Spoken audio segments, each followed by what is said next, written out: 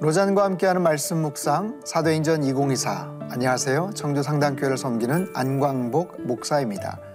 사도행전 6장 말씀을 계속해서 살펴보고 있죠. 문제가 생겼고요. 그 문제의 핵심, 본질이 무엇인지를 정확하게 간파했고요. 그리고 거기에 중요한 일꾼들을 선출을 합니다. 이 모든 과정이 아주 물 흐르듯이 자연스럽게 잘 진행이 되었습니다. 당연히 교회 안에 있는 모든 갈등들이 사라졌겠죠. 어떻게 사라졌는가? 그 문제가 해결이 되고 나서 어떤 결과가 나타났는가?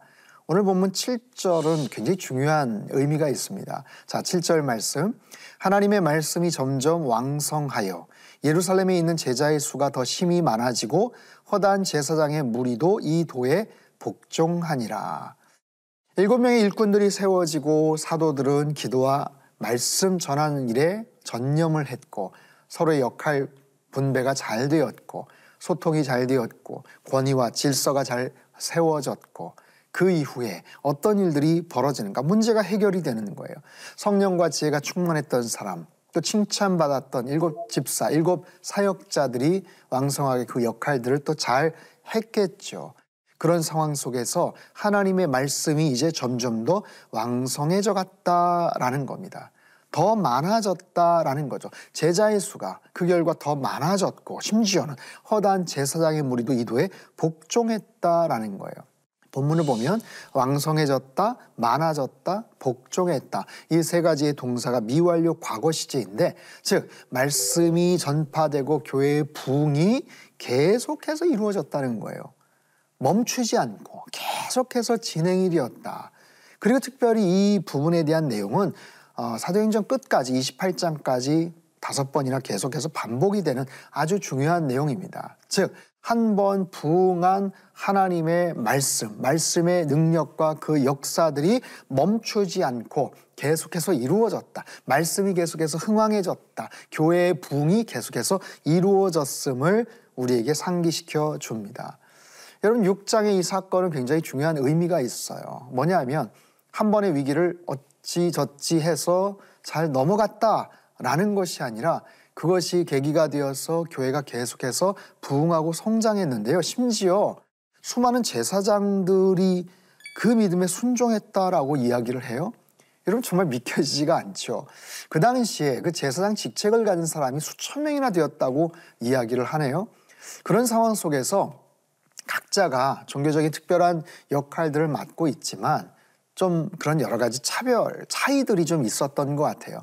인정을 받고 또 재정적으로 좀 넉넉하게 생활을 했었던 그런 종교 지도자들이 있었는가 하면 그러지 못한 사람들, 굉장히 생업에 어려움을 정말 겪고 궁핍한 그런 삶을 살아갔던 그런 제사장들이나 종교 지도자들도 있었다라는 거죠. 그리고 좀 더 깊이 들어가면 유대교 자체에 좀 부패된 그런 모습에 좀 실증을 느끼고 생명력을 잃어버리는 어떤 그들의 종교적인 그런 의식과 타성에 젖은 그런 모습에 회의적인 생각을 갖고 있었던 그런 사람들이 이 기독교의 이 활력 있는 모습에 호감을 갖고 비밀리에 때로는 조용하게 그렇게 자신의 신앙을 그렇게 방향을 바꿨다라는 그런 이야기입니다.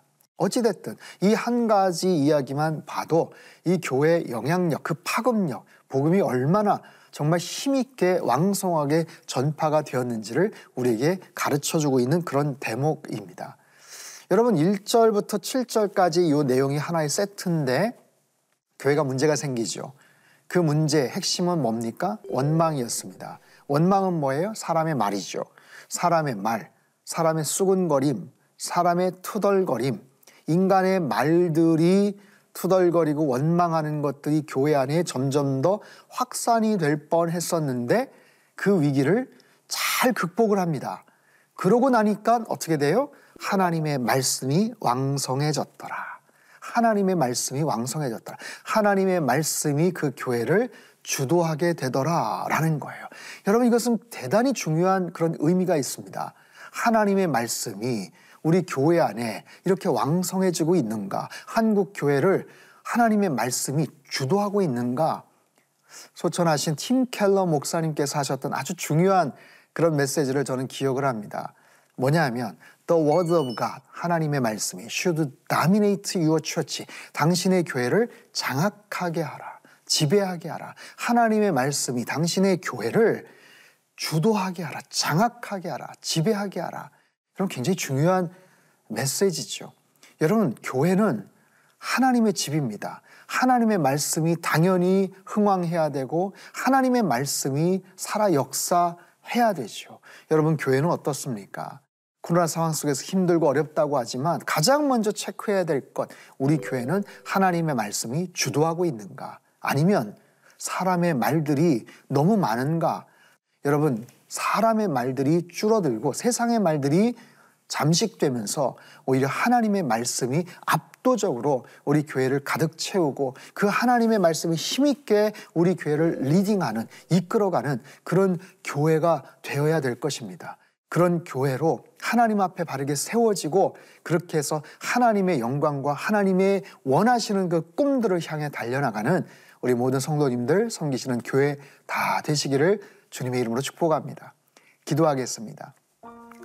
살아계신 하나님 아버지, 하나님은 말씀하시는 하나님이십니다. 이 땅에 세상을 향해서, 이 사회를 향해서, 특별히 우리 교회를 향해서 하나님께서 하실 말씀들이 참 많을 텐데 하나님의 말씀이 압도하고 그 하나님의 말씀이 주도적으로 살아 역사하는 우리 모든 교회들이 다 될 수 있게 주님 도와 주옵소서. 세상의 언어나 인간의 모든 말들은 사라지고 하나님의 말씀이 흥왕케 되는 놀라운 역사들이 우리 안에 넘쳐나기를 원합니다. 존귀하신 예수님의 이름으로 기도합나이다. 아멘.